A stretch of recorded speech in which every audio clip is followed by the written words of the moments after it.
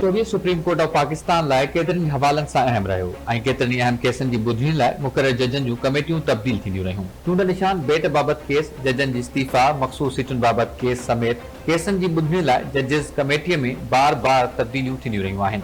Supreme court में साल 2024 जी शुरुआत ॿिनि जजनि जी इस्तीफ़ा सां थी। सुप्रीम जुडिशियल काउंसिल जी कार्रवाई खां बचण लाइ जस्टिस मज़ाहिर नक़वी 10 जनवरी ते इस्तीफ़ा ॾिनी, जॾहिं त जस्टिस एजाज़ुल अहसन, जंहिंखे चीफ जस्टिस कादी फ़ाइज़ जी रिटायरमेंट खां पोइ चीफ जस्टिस थियणो हो, पिणु 11 जनवरी ते उहिदो छॾे हलियो वियो।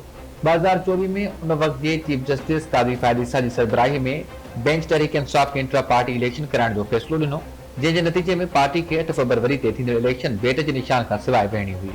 साॻिए साल अहम केसनि जहिड़ोकि असेंबली मेंबरनि जी ताहियात नाअहली केस, परवेज़ मुशर्रफ गद्दारी केस, नैब तरमीमी intra court appeal, Zulfikar Ali Bhutto reference जा फ़ैसिला साम्हूं आया। सुप्रीम कोर्ट जे फुल कोर्ट बि मख़सूस सीटुनि ते फ़ैसिलो ॾिनो। 2024 सुप्रीम कोर्ट में बि तब्दीली जो साल साबित थियो। पार्लियामेंट 6वीं आईनी तरमीम ज़रिए चीफ जस्टिस ऑफ पाकिस्तान जी मुक़ररी जो तरीक़ेकार तब्दील करे छॾियो, जॾहिं त चीफ जस्टिस कादी फ़ाइज़ सां 25 अक्टूबर ते रिटायर थियो। पार्लिमानी कमेटी 6वीं आईनी तरमीम जी रोशनी में जस्टिस यहिया आफरीदी खे 3 रुकनी पैनल मां चीफ जस्टिस ऑफ पाकिस्तान बणाइण जो फ़ैसिलो कयो। 26 अक्टूबर ते नए चीफ जस्टिस सदर हाउस में उहिदे जो हलफ़ वरितो। 6वीं आईनी तरमीम जी रोशनी में 6 नवंबर ते जुडिशियल कमीशन जे इजलास में जस्टिस अमीनुद्दीन खान खे आईनी बेंच जो सरबराह चूंडियो वियो हो। 2024 में सुप्रीम कोर्ट में इल्तिवा वारे केसनि जो अंग 58,000 ते पहुची वियो।